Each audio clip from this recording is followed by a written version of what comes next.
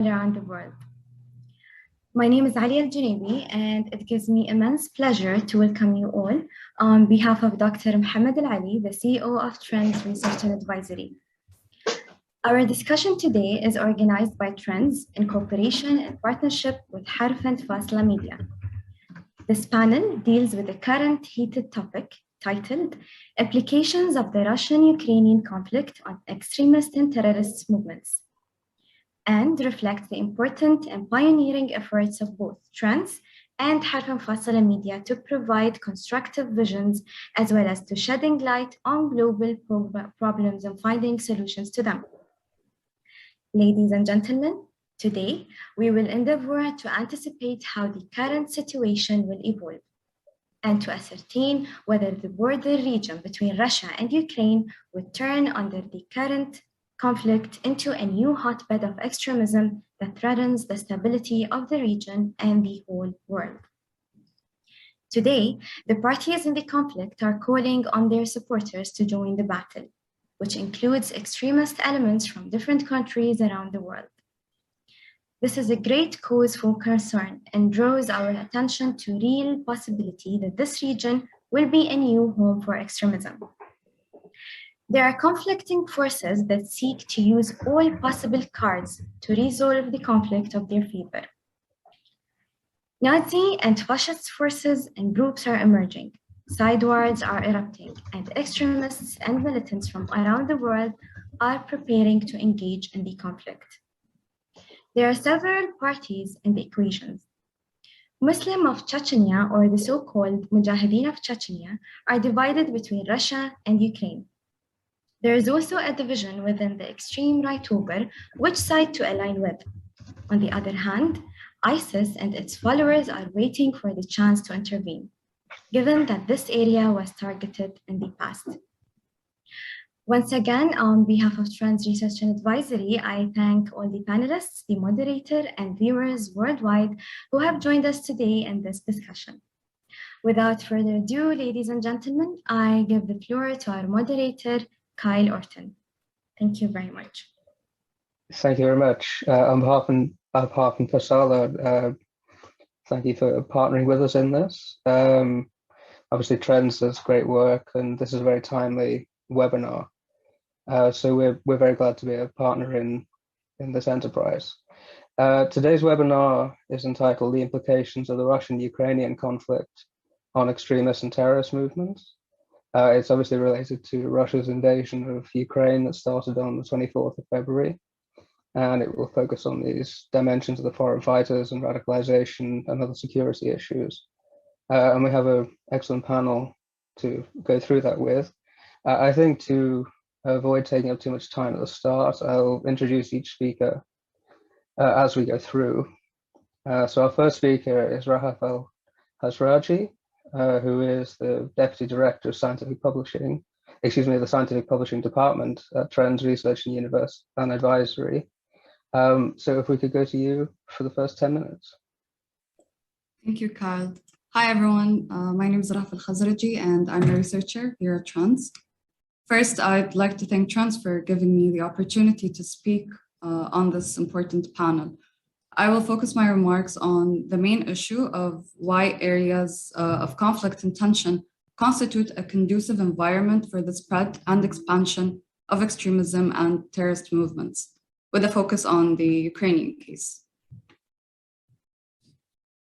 The anatomy of the political mindset of the extremists indicates that their distinguishing feature is the evocation of the past. Looking at historical evidence, we find that conflict zones have always been a point of attraction to extremists of various orientations.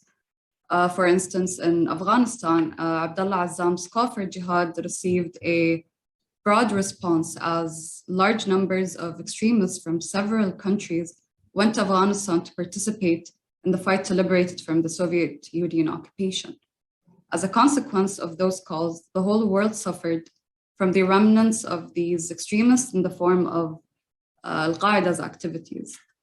Another example is the war on Iraq, which led to the flooding of the extremists who were so eager to confront the American enemy, as they call it, and later resulted in the emergence of ISIS in Iraq, which caused a catastrophic suffering to humanity. Also in Syria and Libya, they constitute two additional cases, and as a result of the ongoing revolution in its territories, have turned into a safe haven for the extremists who took advantage of the fragile situation there to consolidate their influence and strengthen their power. We have also witnessed the same in various regions such as Chechnya, Bosnia and Herzegovina, and we're still witnessing it nowadays in Somalia and other parts of Africa, especially the Sahel region. In dissecting the causes for this polarization of extremists into conflict zones, it has been found that there are several motives. Most notably is the suffering of those who are being polarized from a situation that can be called a psychological emptiness or psychological void, which makes them fragile and an easy prey for the leaders of those terrorist organizations for polarization and recruitment. This is what we can conclude from the recruitment methods of ISIS, which exploited the political, economic, and social sufferings of the targeted youth to adopt a discourse based on feelings of empowerment and indoctrination. In this process, they create an illusory feelings of becoming valuable to their society and the world by making them believe they are, fixers of the world.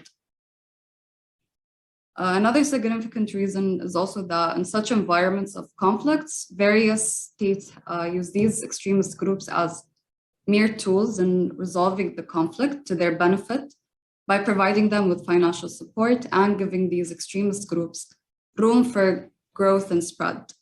At times, these states lose control over them when they become too strong or independent and hence can no longer influence them, which can create other problems. The third factor I want to talk about is that chaos and conflict are usually associated with the absence of the state and the absence of law enforcement institutions, which allows these groups the opportunity to move and spread more easily. So this phenomenon is often referred to as failed or weak states that no longer have control over their territory. Today, with the conflicting parties in Ukraine calling in their supporters from different countries of the world to participate in the war, an alarm bell rings, drawing our attention to the fact that the region could possibly become a home to extremism. There are many extremist groups that might find a foothold in the Russian-Ukrainian conflict. From one angle, we have the Muslims of Chechnya, who are divided into two groups. The first group are those who are loyal to Russia, led by the Chechnya president, Ramzan Kadyrov, who is estimated to have around 10,000 to 70,000 fighters. And the second group consists of these fighters who are resentful against Russia since the First and Second Chechen Wars and consider Russia as an enemy that must be confronted, which makes them stand on the Ukrainian side. On the other hand, there is the Ukraine extreme right wing, which formed many combat battalions calling to raise funds to contribute to repelling the Russian intervention. So in the 2014 conflict, the number of these battalions was estimated at 37, some of which were affiliated with the Ukrainian Ministry of Defense and the National Guard, and special units also affiliated with the Ministry of Interior. Among them are the Azov, the Ukrainian Volunteer Corps, Kiev-2, and the UNSO battalion. The situation that was created by the Russian-Ukrainian conflict became a major point of interest for ISIS. The organization dedicated the editorial of the 328th issue of its Al-Naba newsletter to the war, labeling it as Crusaders Against Crusaders Wars. It pointed out that democracy, which ISIS is fighting against, has started to die out by itself describing it as the starting point for wars between European countries and a realistic manifestation of the Russian-American conflict. The most important aspect of ISIS stand in this war is criticizing the Chechen fighters who announced their support for Russia and trying to strip them of the concept of jihad that is promoted by the organization. This is considered as a regular practice by terrorist organizations in their attempts to attract elements of other factions to join them. And ISIS may reap the fruits of this if the war continues and intensifies more. There are also large numbers of Russians who has been fighting with ISIS. Within 1 year, the number of Russian fighters in the organization, in ISIS, increased by 300%, as they were accounted for about 2,400 terrorists in 2015 compared to 800 in 2014, the majority of whom are from the North Caucasus, Chechnya, and Dagestan. In addition, Russian involvement in Syria against ISIS may push the organization to try to infiltrate the region as a retaliation move against Russia and fight them at their homeland. We have also witnessed in the past few days reports of attempts to transfer fighters from Syria to fight alongside Putin. Their number is estimated to reach around 23,000 fighters, despite the calls that are being launched from Syrian Salafi jihadists for the need to remain neutral.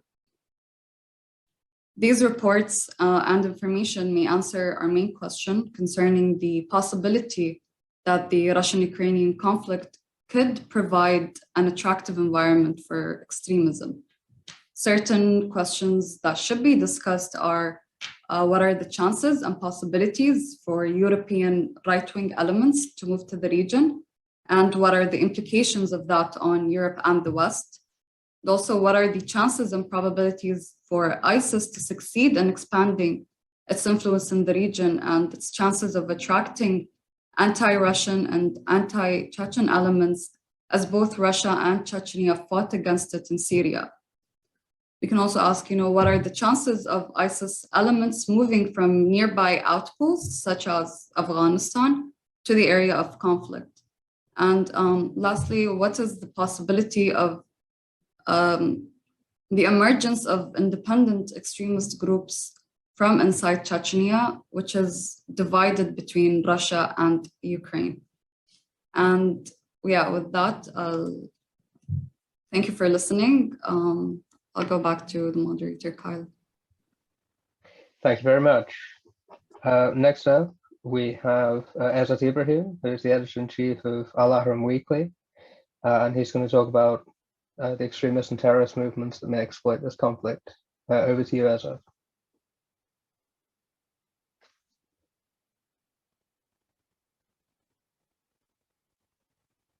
I fear we may have a muting issue.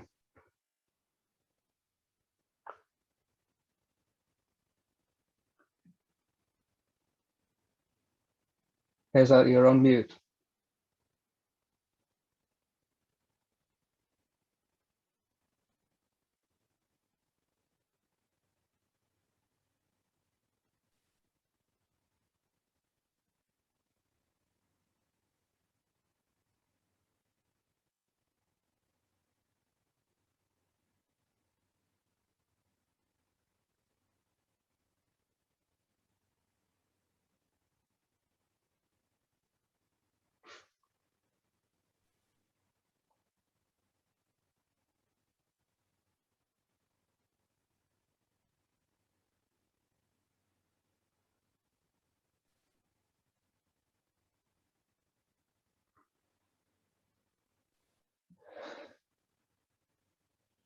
I think this is a technical issue, unfortunately. If we come back to you next, Ezzat, we'll go over to Jacob Zenn if we can, the Jamestown Foundation Terrorism Monitor in Washington, D.C. And Jacob is going to talk about the impact of the Russian invasion on Central Asia and the West. Jacob, if you can take the next 10 minutes and we'll circle back to Ezzat. Hello, everyone. Thank you for inviting me to the panel, and thank you for Trends for organizing this. I'll speak for a few minutes on West Africa and Central Asia, which some might perceive are on the periphery of the Russia-Ukraine issue, but are distinctly affected by it. And I'll focus on how these events affect terrorist and other militant groups in these regions.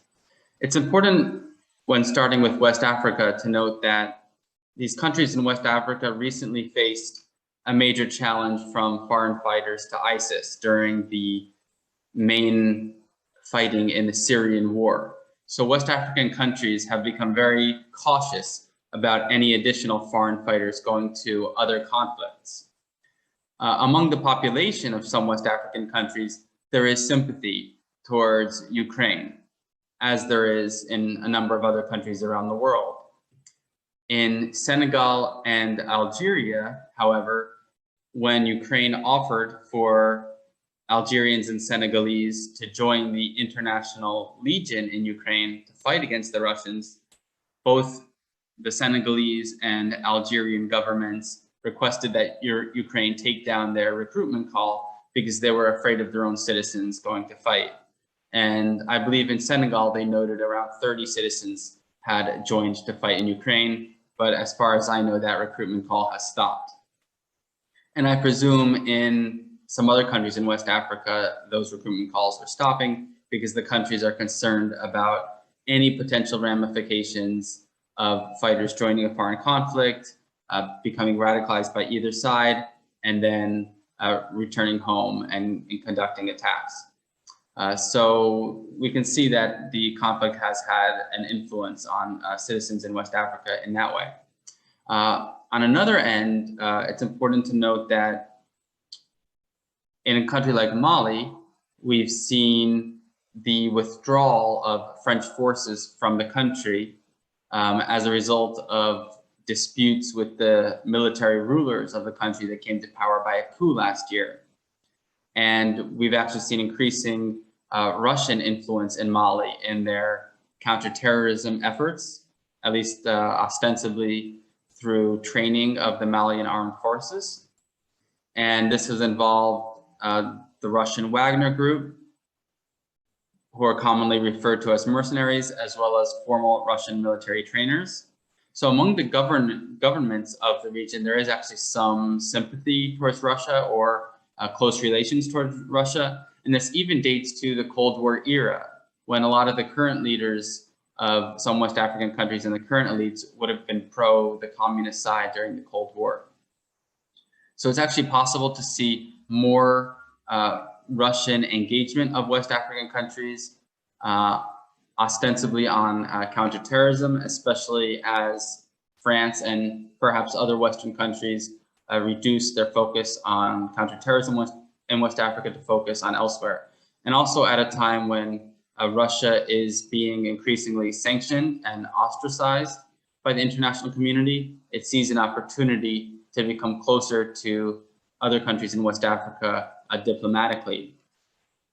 There actually has also been some evidence of some Russian-backed militants in West Africa supporting the Russian side of the conflict.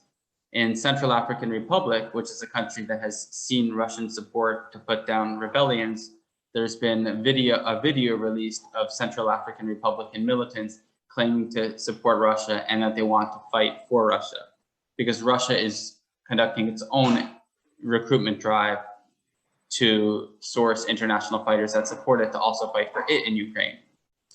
I think it's still very early on in this conflict, in a sense, especially in the West African perspective. But the key takeaways are to note that there have been some West Africans who want to fight for the Ukrainian side, who have generally been restricted. And there have been some West Africans, such as those in Central Africa, that want to fight for the Russian side. And the third point was that Russia will probably try to boost its counterterrorism cooperation with West African countries. I don't know how effective it will be, just in the name of itself not being ostracized. The attack, however, by Russia on the International Legion headquarters in Western Ukraine in the past day or two might actually further decrease the chance of any individual from West Africa joining that International Legion, and perhaps even the West, as now they are specifically being targeted by Russia. The Central Asian case is also an interesting one, because the Central Asian countries were, of course, under the Soviet Union. They were part of it, and they maintain close ties to Russia in the sense of migrant workers in Russia. The Central Asian countries also generally speak Russian language as a second language. And also there were many Central Asians who joined ISIS and Al-Qaeda affiliated groups in Afghanistan and later Syria. And that numbered well into the thousands of Central Asians in those conflicts. Whereas West Africans in those conflicts were much fewer, perhaps only in the dozens when it comes to Syria. Now, as a result of the Russian conflict in Ukraine, in my view, it's going to, one, make the Central Asian countries on a political level more tentative, or to certainly think twice about engaging closely with the West, certainly about engaging closely with NATO, which had developed some partnerships with Central Asian countries. As many people may know, Russia does not assert any territorial claims on the Central Asian nations, but parts of Central Asian nations, particularly Kazakhstan, have large Russian populations. So there are some people who speculate that Russia could exert pressure on Central Asian nations through claiming a part of northern Kazakhstan. Either way, politically, this has also meant that the Central Asian nations are tentative to show support for Ukraine. Although I do think that they are concerned about the fact that Russia invaded Ukraine, because as former Central Soviet states, it also brings back the prospect of perhaps Russian incursions into other Central Asian nations. However, they haven't been very vociferous about that. At the same time, there have also been speculation that Russia would try to coerce some of the Central Asian nations to send some of their soldiers to Ukraine to support the Russian effort. I haven't seen very strong evidence of this yet, although there have been some reports that of planes lifting off from Kazakhstan to enter Ukraine in some way, but I don't think there's any confirmation on that. So it still remains to be seen how the Central Asian states will react to the conflict in the longer term. That's certainly a development that's unfolding. As far as I can see, they're taking a more wait and see approach. In terms of Central Asian individuals, I also have not seen that much evidence that they have traveled to Ukraine to join the conflict. The governments certainly don't seem to be promoting them to travel at all. And I think the fact that many Central Asians went to Afghanistan and Syria has also made the governments more wary of any travel to Ukraine and what that might bring. In terms of the jihadist elements from Central Asia that had been in Afghanistan and Syria, I also have not seen them traveling to Ukraine, although it's likely that of the two sides, they would support Ukraine because Russia has been bombing a lot of the Al-Qaeda aligned militants in Syria and has also attacked ISIS at several times. And from an ISIS perspective, Russia has actually been cozying up to the Taliban, which is, of course, the ISIS enemy in Afghanistan. So that's another reason why ISIS would be against Russia. But in general, the jihadist ideologues in those movements have advised thus far to let the infidels, as they perceive both sides, continue to fight each other and weaken each other. And that would actually include the US weakening itself by embroiling itself in the conflict. And they haven't advised their fellow jihadist brethren to join either side, but they just want to watch these larger powers destroy themselves. So it's still very preliminary for both these West African and Central Asian states, but it's important to watch the political reactions, the reactions by ordinary individuals, including those who might become foreign fighters, as well as those who are already militants in one way or another in each of the theaters. Thank you. Thank you very much, Jacob. Ezzat, are we able to? Can you hear me now? We can. Excellent. Yeah. Take it away. Okay. Thank you. Thank you so much for having me today. I would like first to thank Trends and Dr. Abdullah Ali, and Dr. Fattouh Heikal, Dr. Khalid Abdel Hamid, and our moderator today. I think I agree with our last speaker that it is preliminary to watch the outcomes of the impact of the war in Ukraine on fighting terrorism and on the state of the terrorist groups in the region. But from the discussion, I can tell that it's clear that the impact is already spilling over, and the inconceivable consequences of have begun to haunt the global community. Of course, most conflicts end with diplomacy, but we are quite far from that. So my intervention is to deal with the impact of the war on terrorism and whether the terrorist movement in the Middle East would benefit from the clash between two most influential powers in the Middle East, the West and Russia, or more from the repercussions of the food shortage and the unaffordable prices. And to conclude with possible scenarios on regarding employing these lethal groups in new proxy wars. So I think we have two levels of in our discussion today, that we have the first is dealing with terrorist groups, advantage beyond the war in Ukraine, and second, we deal with the new phenomenon of foreign fighters. I think we are not looking through a crystal ball here, but we are mulling over lessons that history is still offering over and over again. The irony is that the same people who build a coalition to fight extremist and terrorist groups are the same people who violating the rules-based world order. History learning us a lot when it comes to our topic today, of course. I think that if I can describe the situation or the state of the terrorist groups in the region right now, in a short sentence, I can say there is an expansion outside the region and a relative decline in activity inwards. But with the continuing fight in Ukraine, and that might change depending on the scale, intensity, and the duration of war, I think the outcome will decide upon these three elements.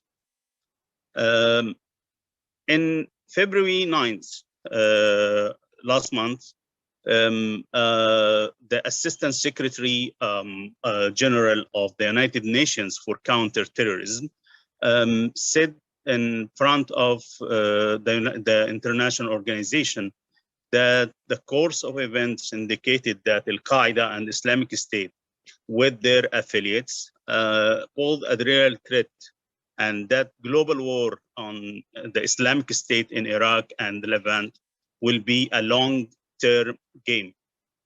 The difference between ISIS and in the years that witnessed the rise of the organization and today is that ISIS now has become more fragmented and more decentralized, which enable it to continue. Of course, the organization ability to market itself as a state has weakened, and it cannot be no longer acquire tracts of land as it did 7 years ago. But still, the group is able to launch coordinated attacks that leave bloodshed.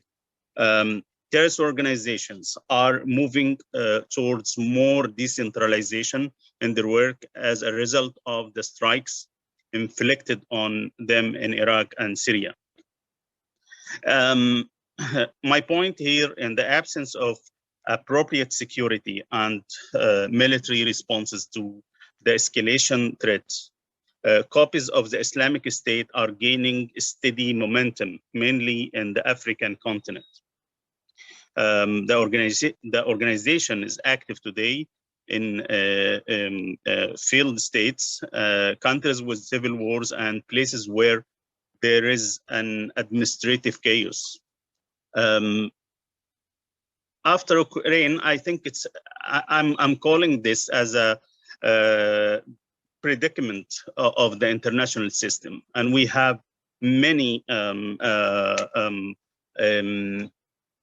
elements here that some of those changes that happening now is taking place in the international system. First, the decline of the rules-based international order, the deliberate weakening of the role of the United Nations over the past 3 decades has contributed greatly to a more chaotic world and the violation of sovereignty of other countries.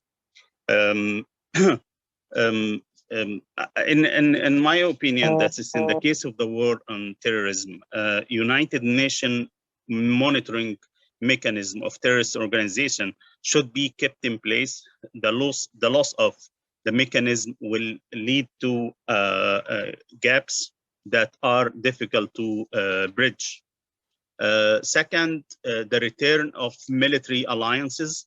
With all this, the role of proxy wars and the role of mercenaries and these foreign fighters to obtain funds, freedom of movement that allow them to expand and spread through special arrangement with the parties that coordinate with them. We have number 3, I think, the legitimization of foreign fighters or mercenaries corps and after Ukraine. From a legal perspective, groups such as ISIS and Al-Qaeda are considered global terrorist groups. Therefore, that traveling to joining them in conflicts abroad has been criminalized by many governments, as well as any support provided to this group directly or indirectly. So we need to think about this. I think such legal aspects are under severe violation in Ukraine right now. If I may, talking about the crisis on extremist movement in the region, saying there is an analogy with the development that accompanied the crisis of COVID-19's pandemic. Terrorist organizations in the Middle East may mimic the model of exploiting the pandemic and expansion and spreading their activities, as did the Islamic State in a number of African countries, where the organization exploited the economic and social repercussions accompanying the spread of the pandemic to gain foothold in African countries. The pandemic imposed social restrictions and caused political tension and economic decline after several countries directed resources to combat terrorism, to the sources of combating terrorism, to efforts aimed at countering the effects of the COVID-19. The signs of the crisis in Ukraine I think it's starting to cast this long shadow on the societies of the developing world, including countries of the Middle East, which will lead to the rise in the prices of oil, natural gas, and grains, most important of which for us here is the wheat and corn.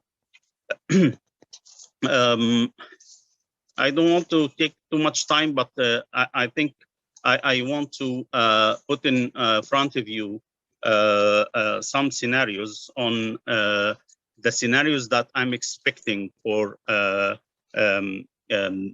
war and its impact on the region.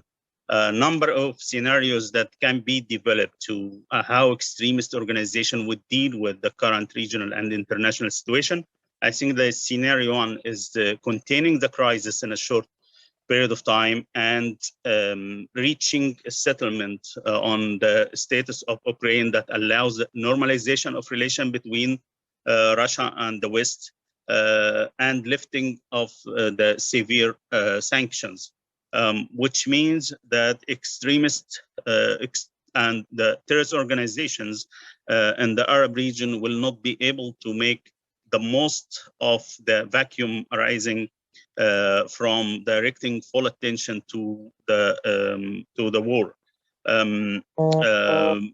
I think it's the crisis end without resorting to the risky military escalation or imposing complete isolation of on Moscow.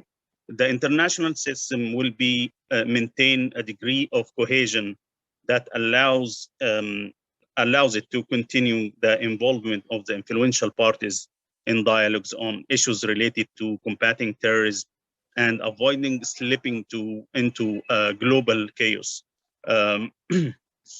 The scenario number two is the fighting continues in Ukraine and the concerned parties continue negotiating without agreement on political solution for several months, which will lead to more human tragedy and displacement of more refugees. At the same time, the global economic crisis deepens due to the high cost of raw materials and foodstuff, which raises the level of tension in a number of Middle East countries that cannot deal with the catastrophic effects of the crisis. The outcomes here, the terrorist groups can benefit from potential unrest and protest, especially in countries that are already witnessing armed conflicts and where depend on American or Russian support. The danger of terrorist organization exploiting the preoccupation of the major powers with situation in Ukraine and trying to gather their forces to launch effective attacks in certain regions in order to regain some of their lost influence, especially in Syria, Iraq, Afghanistan, and some parts of Africa. This can be minimized if the conflict in Ukraine can be contained in medium term. The last one is the fighting in Ukraine will continue for unknown period in the future, and the Ukrainian crisis will turn into a global confrontation between NATO and Russia on European soil. And the potential war will witness the use of all possibilities available to both parties, including the employment of terrorist organizations against the interests of each other in Middle East and other parts of the world, return of wars by proxy that could revive this organization in return to the scene of Afghanistan at the end of the 70s. And this catastrophic scenario, the economic, living and social crisis in the Middle East will deepen, and the organizations will find extremism and terrorism have an opportunity to regain their full strength and finding new resources by extending their control over areas far from the control of government, central government, especially in fragile countries. I myself, I think it's a second scenario in the midterm. I think it's more applicable to the situation in Ukraine, and I would like to stop here and thank you so much for listening to me. Thank you. Thank you very much. Our next speaker is Dr. Theodore Karasik. He's a senior advisor to the Gulf State Analytics, which is a geo-strategic consultancy in Washington, D.C., and he's an adjunct lecturer at the Dubai School of Government. His talk's going to cover the international threat picture, particularly the chance that certain rogue actors like Iran and North Korea will take advantage of the distraction. Over to you, Dr. Karasik.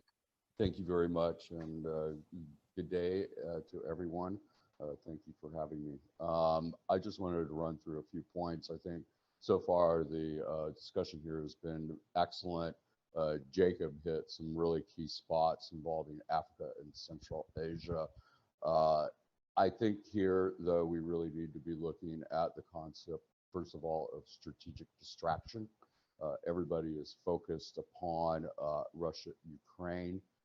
This means that if you're playing red team, you're going to try to do something while everybody else is distracted. And that's why, for example, I know this is not really in the terrorist realm, but it's important to be watching countries like North Korea and with their missile tests since the beginning of the year. The acceleration of this process of what North Korea is doing is important to understand in the wider context of security architecture in the Pacific as the crisis with Russia and Ukraine continues to grow. Now that's at the state actor level. Now, when we're at the non-state actor level, I think what's really important. Dr. Karasik, yes. Sorry to interrupt. Could you speak a bit louder, please? It's not being picked up by the microphones very well. I'm sorry. Can you hear me now? Okay. I can. That's better. Okay, very good. Thank you. Now, when it comes to non-state actors, I think what's important here is to pay attention to the evolution of their discussion. And I think as we begin to see Russia, Ukraine pull in foreign fighters that are fighting on both sides, it's important to pay attention to the discourse that's occurring. We saw this earlier during the Maidan Revolution on both sides of the fight. And it was interesting to note at the time the impact it had on fighting in theaters at the time. I think given the current trajectory of groups like Islamic State, which are highly decentralized, but also with the emergence of a new cadre, if you will, that are seeing the evil of Russia in this particular regard, will begin to discuss these issues about Russia and Islam. And that then brings into the question, third point here, about what is the future of Islam and Russia and counterterrorism. I think it's very important to pay attention to, although there's a tremendous 30s style crackdown going on in Russia, this was all preparatory for trying to prevent uprisings by particular groups. But I think it's important to pay attention to places like Tatarstan, for example, and Kazan, because in Kazan you have under the president, you have really quite a unique situation in that particular republic, but also the way the republic is able to lead. This all might have come to a screeching halt because of sanctions and so on. But what happens in Tatarstan might be a measure for the rest of the Russian Federation, and whether or not there's any kind of look, if you will, at the role of Tatarstan in the larger picture of Islamic threats to the Russian state. The longer that this crisis goes on, the more likely the trajectory of something like this occurring. So I just wanted to bring up these 3 quick points. All of you guys are doing a fantastic job analyzing this. So I'm going to turn it back over to you. Thank you very much for your time. Thank you so much. Our next speaker is Oved Lobel. He's a policy analyst at the Australia-Israel Jewish Affairs Council. He focuses on security in the Middle East, particularly Russia's role. And today he's going to talk about Moscow's role in supporting the international far right and the potential opportunities jihadists will have as Moscow reallocated security resources to Ukraine. Over to you, Oved. Hi, everyone. Can everyone hear me all right? Yes. All right. Well, first of all, I just want to thank Trends and the European Eye on Radicalization for organizing this and inviting me as one of the panelists. I'm going to focus, like Kyle said, on Russia's support for the far right. You hear a lot about neo-Nazis in Ukraine, and I'm not going to specifically discuss Azov. I mean, we can do that later, maybe in the Q&A. But one of Putin's justifications for this war is denazification. Now, I don't know what that means when a country has a Jewish president whose family died in the Holocaust, and et cetera, et cetera. But that is one of their justifications. So I'm going to discuss Russia's support for neo-Nazis, and not just support, but the fact that they've turned themselves into the Iran of white supremacy. Like, they've been gathering in far-right forces from all over the world and supporting them. So I'm just going to start the story with the Iron March Forum, which was founded in 2011 by a kid now identified as Alisher Mukhidinov, I think his name is. But essentially, the Iron March Forum spawns all of these transnational neo-Nazi groups. One knows some Atomwaffen Division and all of its spin-offs like Sonnenkrieg, and the base, the next group I'm going to discuss as well.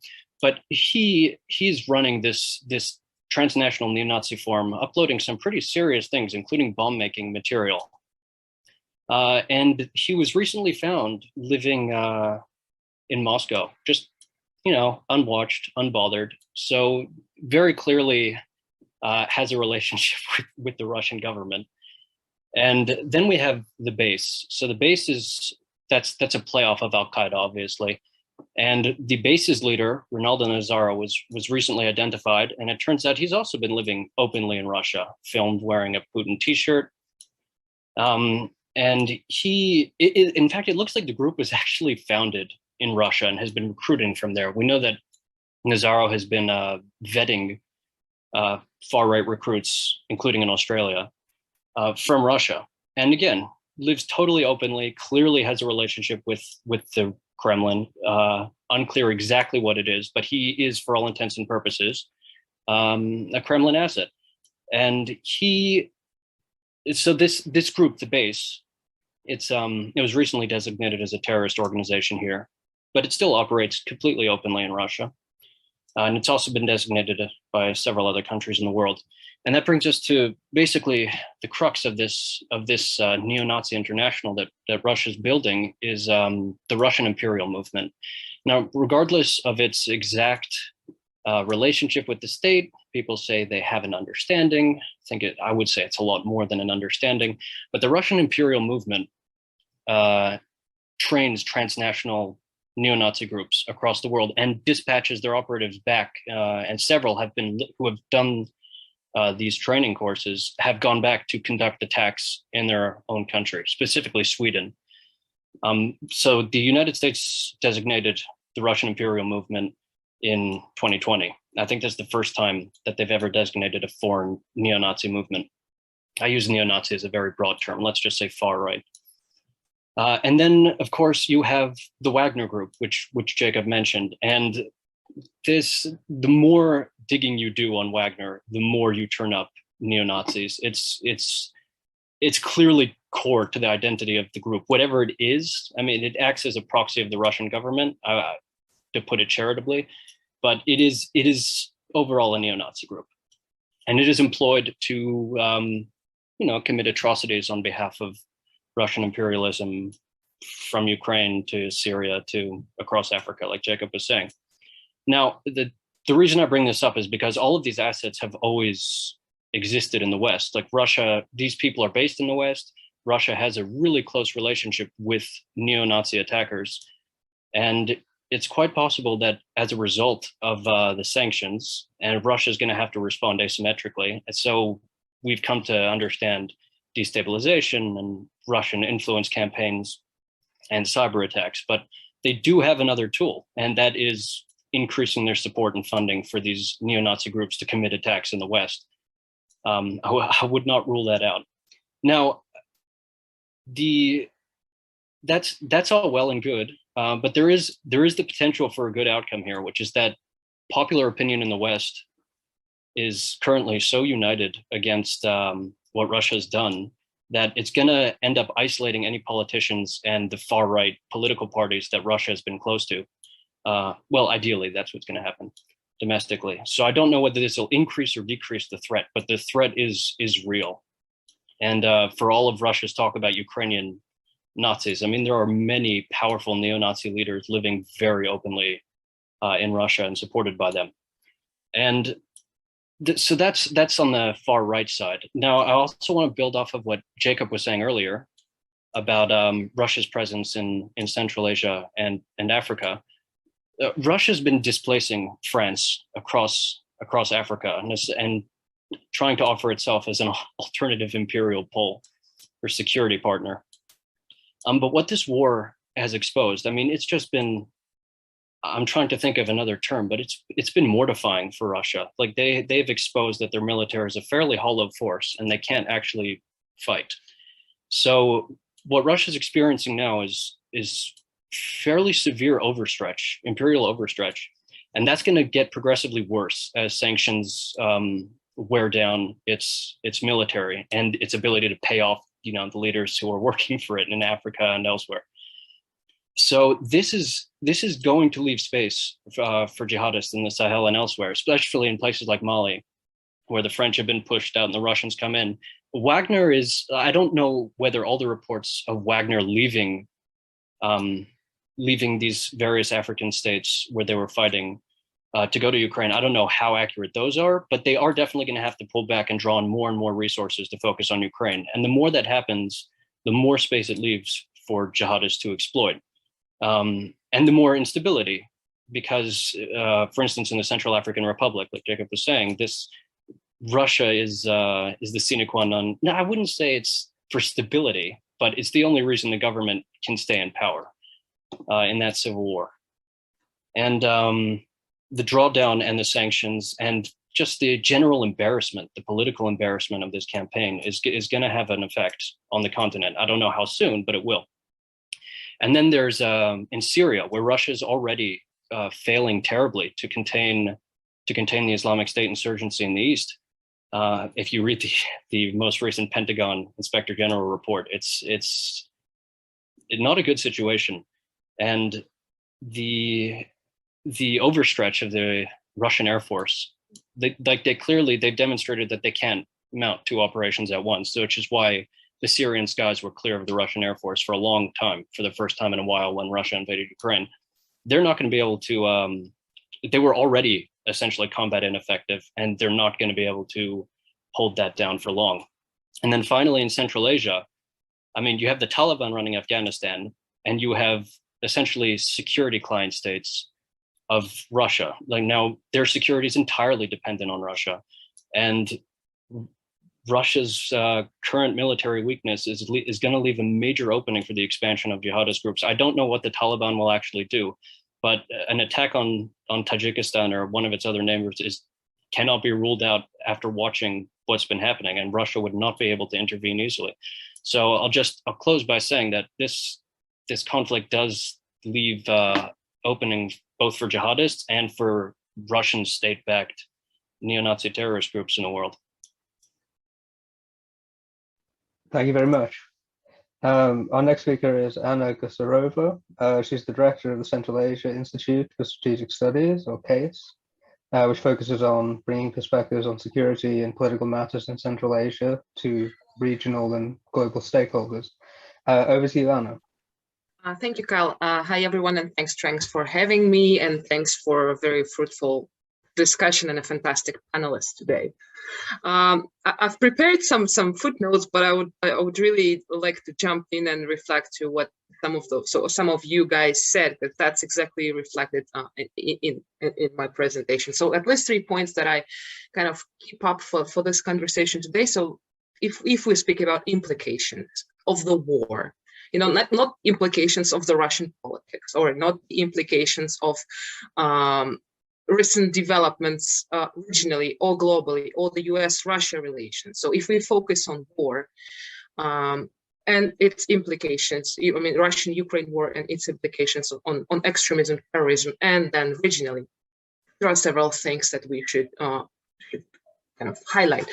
First one is that we should first start speaking about Ukraine, obviously, you know, and talking from and having and starting this conversation about legitimizing far-right movements and organizations that were there and now are legally fighting within the Ministry of Defense and National Guard, and all the decisions, all the political decisions that were forced by this war, but also highlight and impact greater far-right threat that Oved was speaking recently across Europe and Central Asia and globally. The second point is about implications of this war for Central Asia. I somewhat agree with Jacob and Oved on how dependent Central Asian countries are on Russia, I mean, military, politically, and etc. But on the other hand, there are several thoughts that I think that have not been properly discussed, and I think the war, the current war, is kind of highlighting the rising far-right movements in Central Asia, and particularly in Kazakhstan. So previously we have been speaking about jihadists and those joining ISIS, like thousands of people joining ISIS, but now we see this clear informational warfare, so to say, that involve far-right members and organizations that are funded by Russian organizations, which should not be obviously overlooked. Now, how the public is divided in terms of, you know, addressing and perceived Russian-Ukraine war is also challenging, and it's challenging not only in Kazakhstan but across Central Asia, and it's a bit different. So it's not a unified position overall.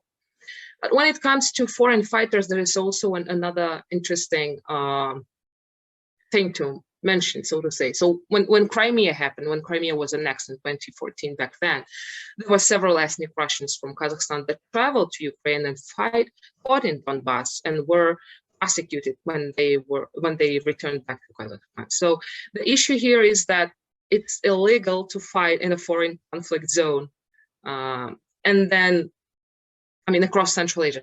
And then how all these foreign fighters will be then redistributed or brought back? Will they be brought back by the US, UK, or other countries who are kind of saying, okay, you can go and fight there? Or should we speak about criminalization of those acts, as some countries do? And that's also a matter of, you know, legal repercussions of that. This is also a challenging question, but so far we haven't seen or observed any Central Asian involved directly in Russian-Ukraine war. However, there were several publications, or I would say speculations of fake news posted by Russian media, saying that some migrant workers from Uzbekistan were involved in fighting on the Russian side. But on the other hand, we haven't seen that much number. And now everyone is aware that, you know, like fighting in a, you know, being a foreign fighter is obviously illegal and they will be sentenced for a great amount of years, so to say. And the third point that I would also try to think is that, okay, this war kind of leaves the space for both jihadists and the far right. Coming to the issue, like what should we speak about, and what repercussions will be for Ukraine, like globally, or for a certain nation? It is a really challenging question. And, you know, like speaking about leaving a space for extremist group, or you know, the joint combination of forces between jihadists and far-right or neo-Nazis, as Oved just explained with brilliantly with the like Russian support of these organizations now fighting in Ukraine and across Europe, is also not only a challenge for the European continent now, but I would also say that this is the whole point of rethinking of extremism and terrorism for each and every country and nation. So what does that mean, and who foreign fighter is, and how all the nations that are now have their citizens fighting in Ukraine will deal with this issue, as many countries have already dealt with the returnees from Syria and Iraq.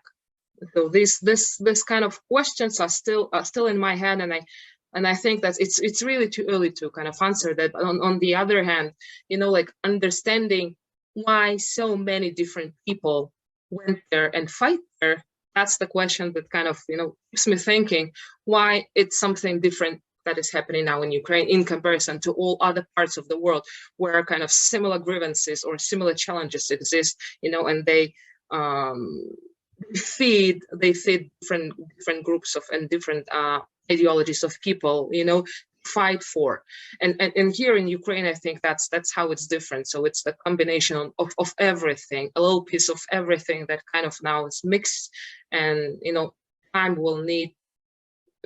We will need some time, I think, to reflect on that, but it's really a lot of groups, a lot of ideologies, lots of weapons, lots of political agendas, hidden agendas. It will take some time to reflect more. I'll stop here and we'll be happy to answer questions. Kyle, over to you. Thank you so much. Our final speaker for today is Colonel David DeRoche. He's a professor at the Near East and South Asian Center for Strategic Studies and at the National Defense University in Washington. He's a former US government official working on security matters on the Gulf and in Pakistan, and obviously has authored several books as well. So Professor DeRoche, if we can go to you.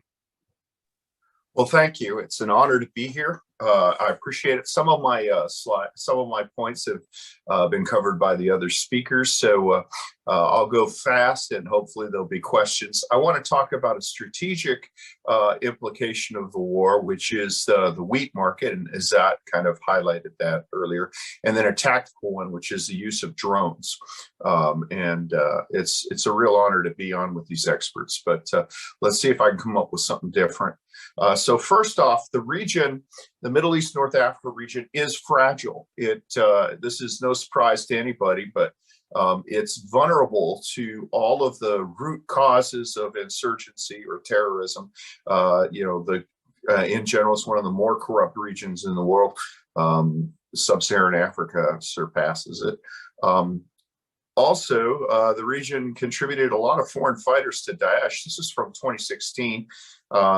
And you can see that, Tunisia was the largest country providing foreign fighters.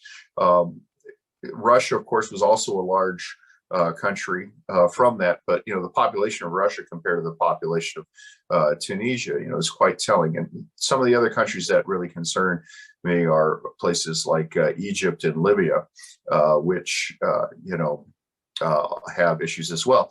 Not only did these countries, so the countries are ripe for disruption because of corruption, inefficient government.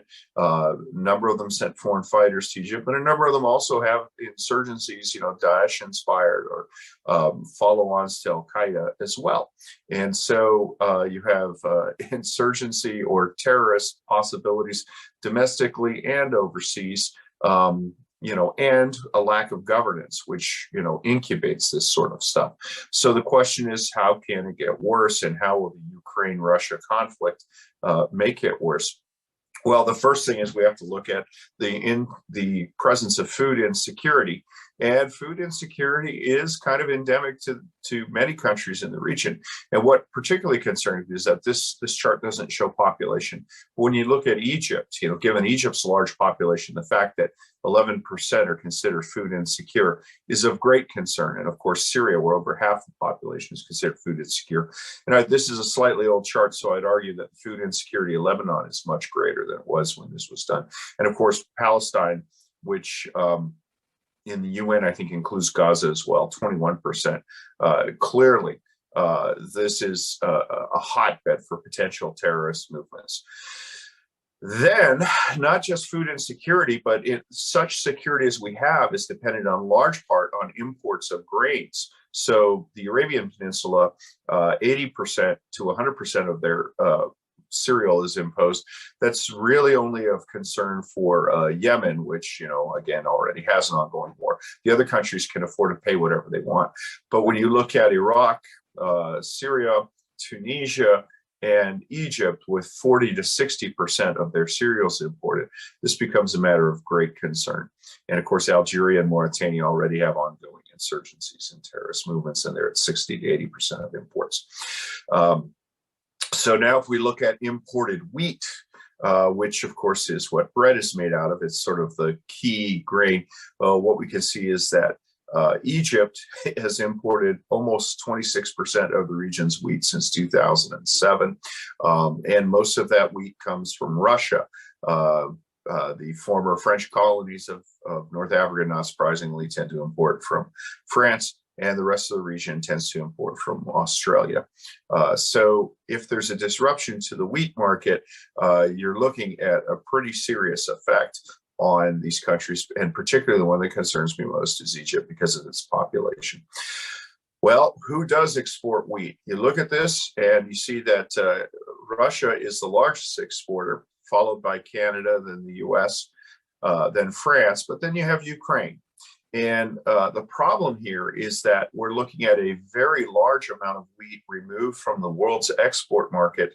And this isn't like the drone attack on the Abcake refineries where you can fix it and it goes online in 2 weeks. If the farmers don't plant the wheat, if they can't maintain the wheat, you can't, work twice as hard and get a new harvest. So what we're seeing is a significant amount of the world's wheat will be lost, mostly in Ukraine. And then another part of the world's wheat will be either embargoed, impounded, difficult to ship, difficult to pay for.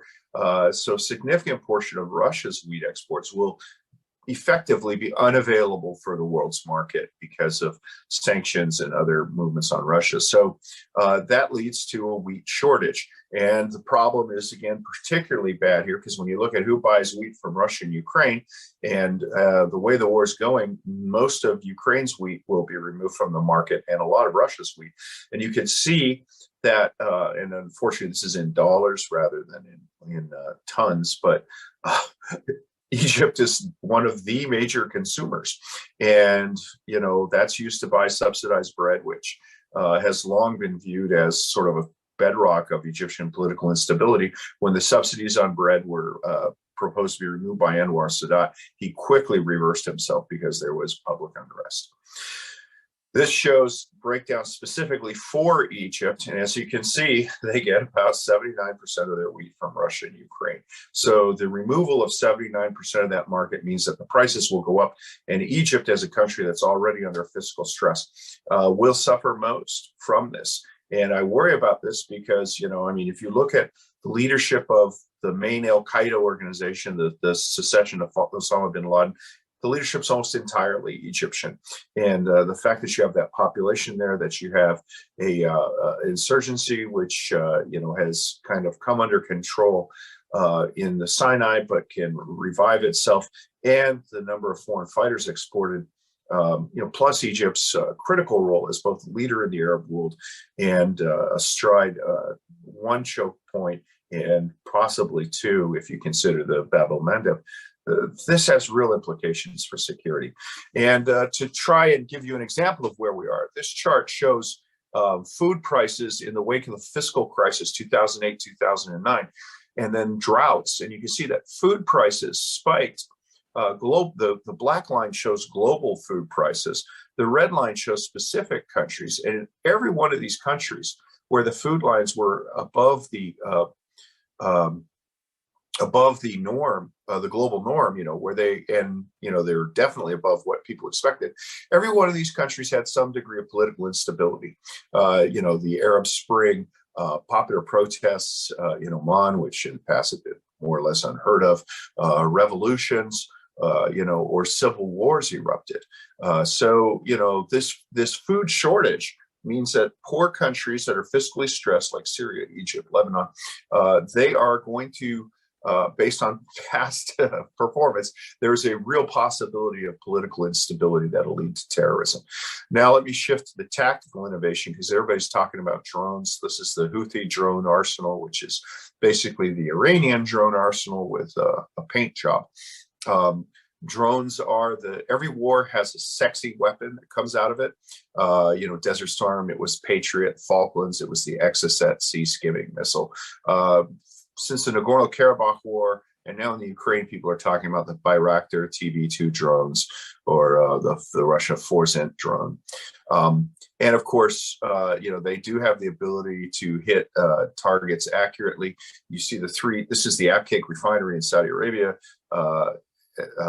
before the attacks, and the three red rectangles on the right, groups of the holding tanks, they were all hit by Delta Wing drones fired by Iranian forces.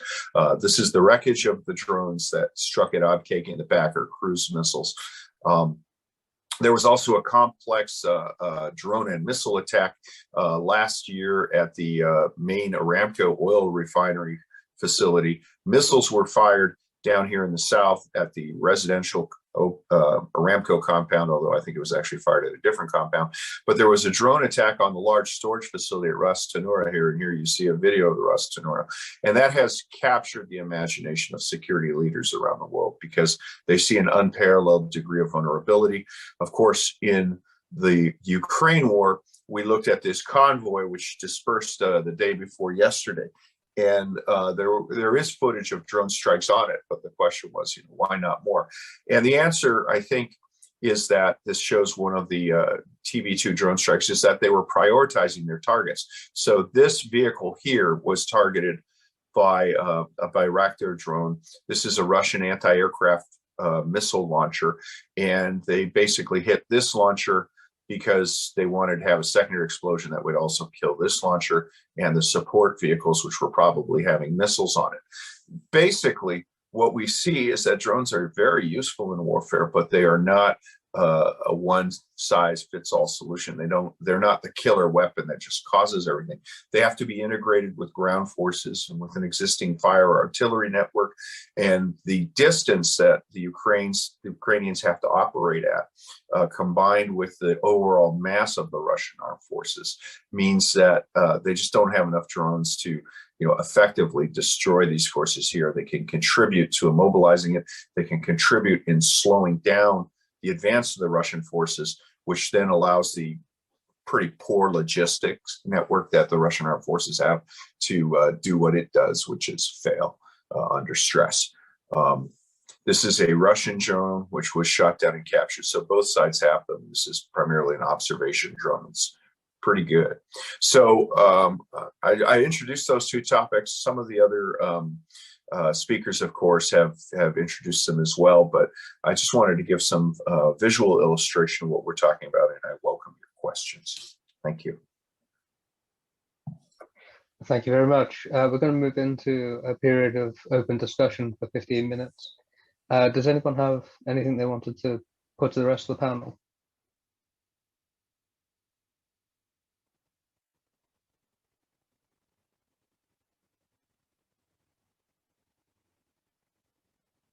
If not, I can put a question out and we can see where we go with it.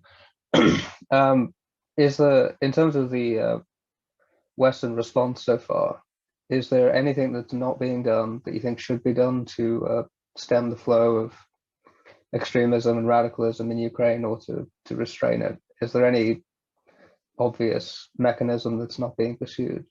If we could go first to Rahaf for a response.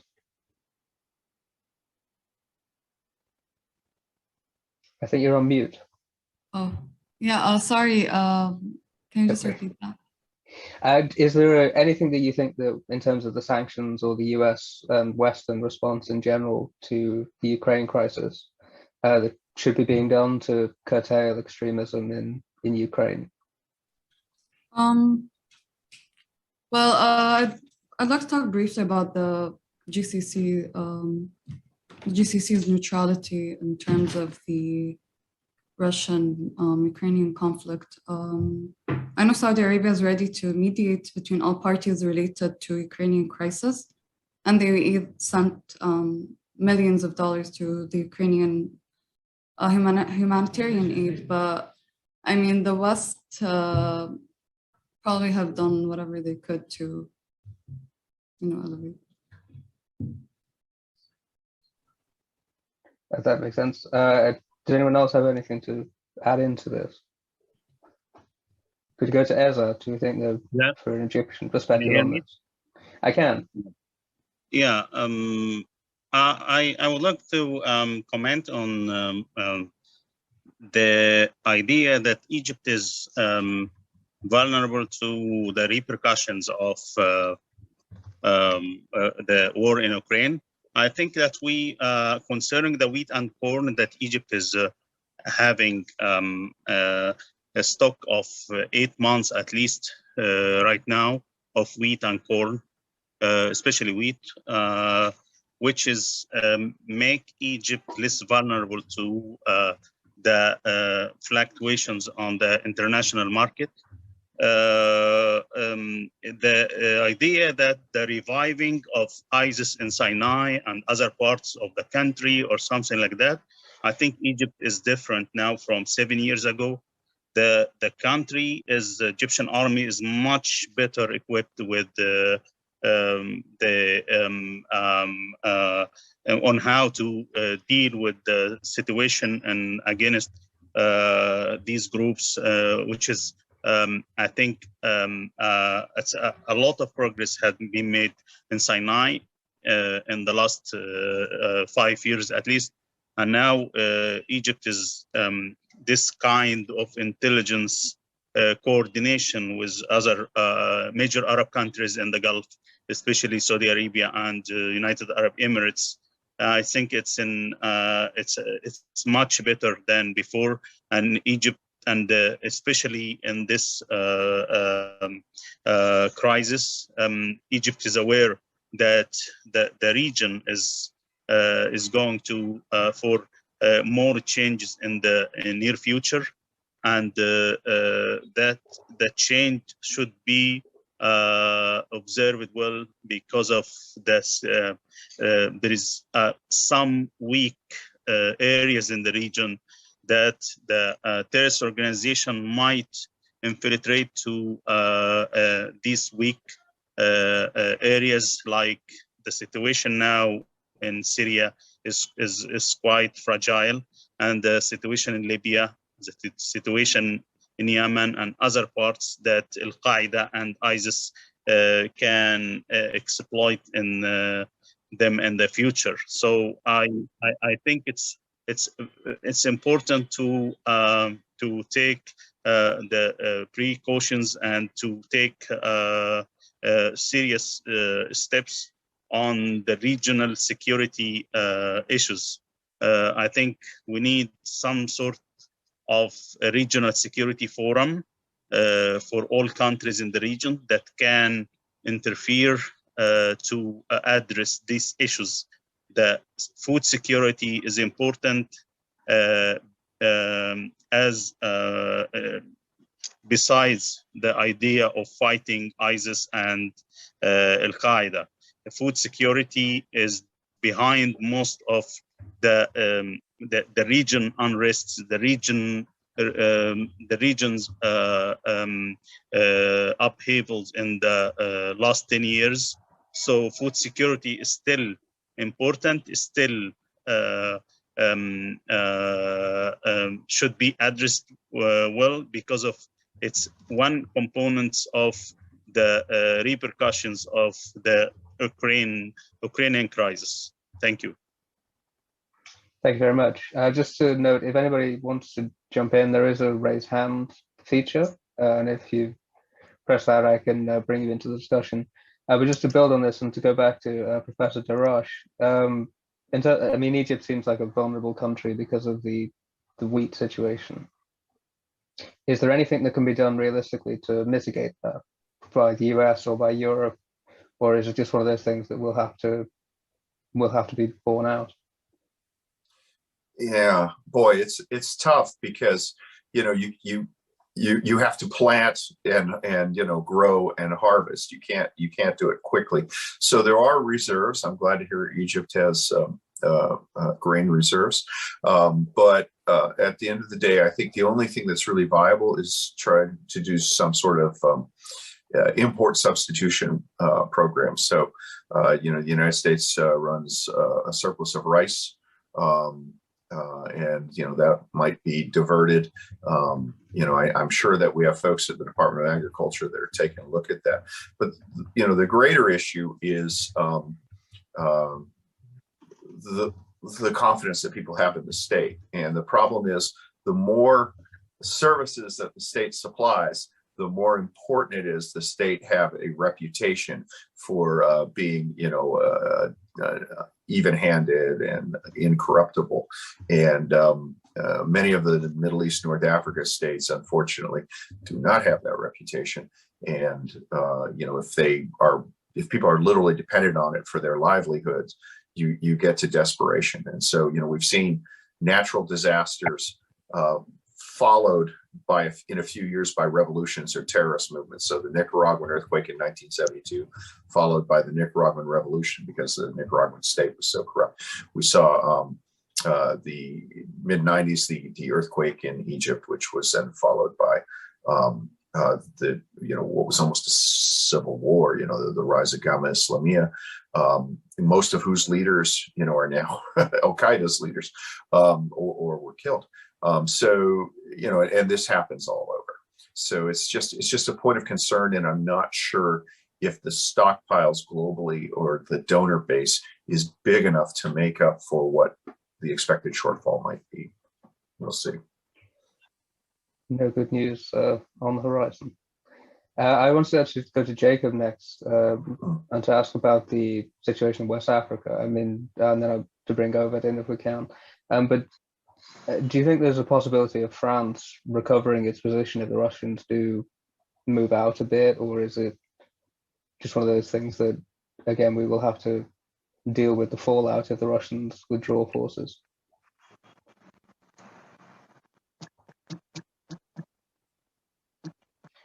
I think we're having a technical problem. Sorry, Jacob, can you, I think you're on mute. Yeah, so on the issue of the French withdrawal from Mali and Russia's increasing influence. So it's important to note, France is not withdrawing from the Sahel completely. It's just reducing its footprint in Mali and perhaps relocating its troops to Niger. And I think Russia, when we talk about bringing the Wagner Group mercenaries in, or bringing Russia's own military instructors into Mali, even if Russia was sincere about countering the insurgency in Mali, countering the insurgency in Mali, then I still don't think that they would be effective, because one, France had 5,000 troops in Mali, and they still weren't able to combat the insurgents. And France has a longer history in the region and has a better understanding of the local language of, say, government officials that they're working with. Russia, although it has some Cold War history in Mali, it doesn't really speak French or any of the local languages, which makes countering an insurgency even harder. And the number of instructors and mercenaries on the ground is way too few to have a major impact. So I look at it more as of a political move by Russia to sort of reassert its influence at the expense of France, similar to what it has done in Central African Republic. And this was before the Ukraine conflict broke out. But I think it's just part of Russia's effort to find support in the world wherever it can, in the light of growing animosity with the West. At the same time, it's important to note the insurgents in Mali are portraying the French withdrawal as a major victory, and as they are loyal to the Taliban, at least the Al-Qaeda affiliated militants, they see the French withdrawal as akin to the U.S. withdrawal, and they see themselves as coming to power in Mali. It remains to be seen if those Al-Qaeda affiliated militants in Mali will follow the Taliban footsteps in trying to make themselves somewhat compatible with the international community. Thus far, they haven't, but given their loyalty to the Taliban, that is possible. Thank you very much. I want to spin off that and go to Anna about the Central Asian aspect of this, because obviously Kazakhstan had an eruption of disorder in January, and the Russians basically sent troops to put that down. But do we think that that could flare back up again during this? And obviously if it did, the Russians seem too overstretched to do much about it.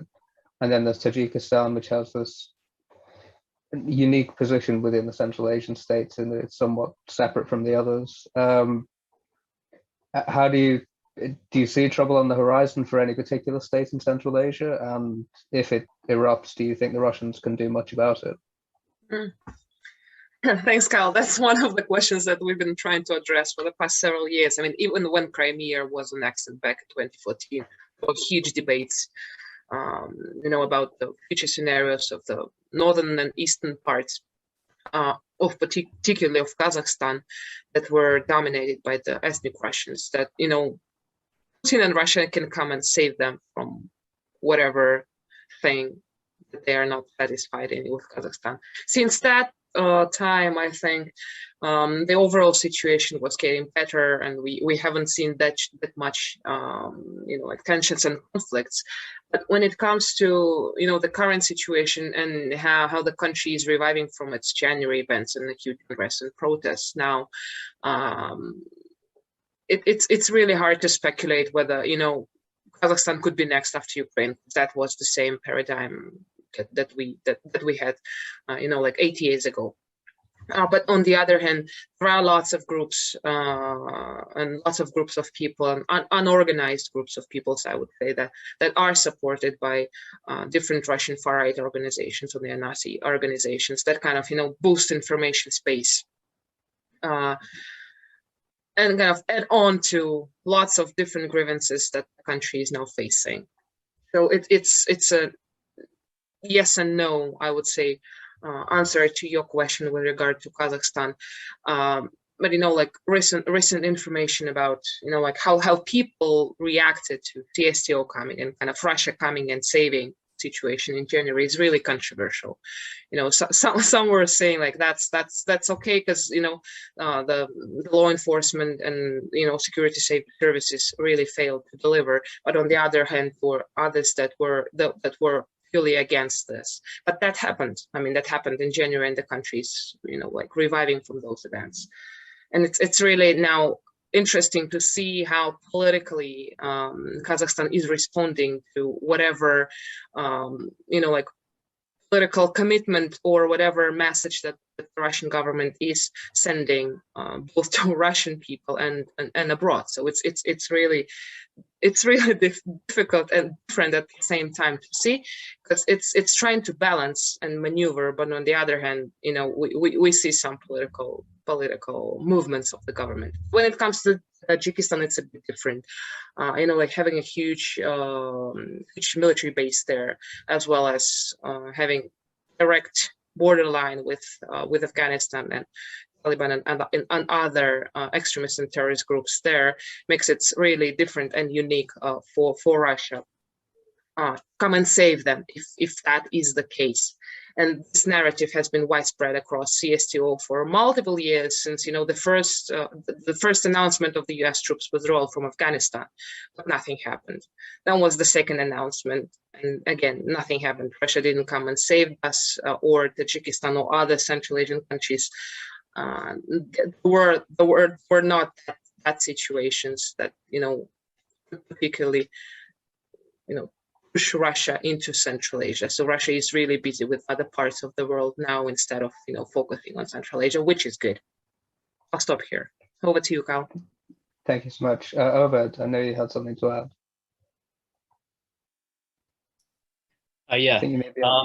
Yeah, just building on what Jacob was saying, everything is correct. France is not withdrawing, right? They're repositioning around the Sahel.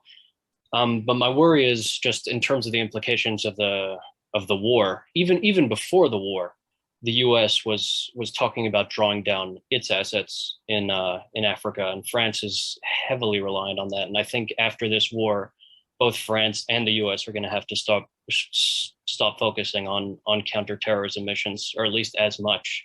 So in combination with Russia's inability to really replace them, I think we're going to see problems there at some stage. We'll see. Hopefully not.